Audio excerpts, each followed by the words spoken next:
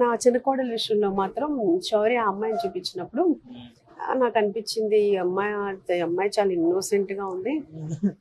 పక్కన ఇది movie industry, కొంచెం శౌర్య స్టబాన్ గా ఉంటాడు, మీ అమ్మాయి మింగిల్ అవుద్దా లేదా అని. ఫస్ట్ టైం నా జడ్జిమెంట్ ఫుల్ రాంగ్ అమ్మా.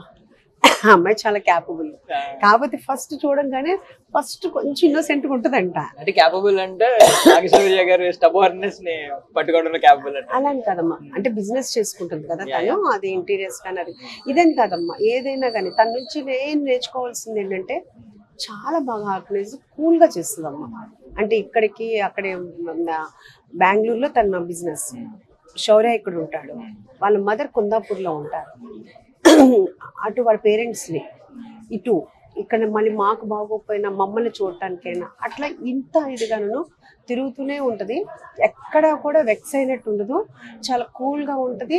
ఏమన్నా మనం అడిగినా కానీ ఏంటమ్మా చాలా ఇబ్బందిగా లేదు మమ్మ, మీ ముందు మేమెంత ఇట్లా మాట్లాడుతుంది అనమాట.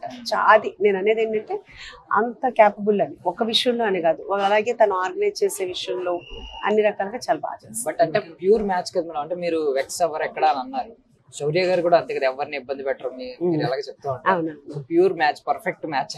ప్యూర్ మ్యాచ్ అంటేనమ్మా అది కరెక్ట్, ఎందుకంటే శౌర్య కూడా చాలా ప్రేమ పంచుతాడు, ఆ అమ్మాయి కూడా అంతే ఇదిగా ఉంటది, ఇద్దరు మేడ్ ఫర్ ఈచ్ అదర్.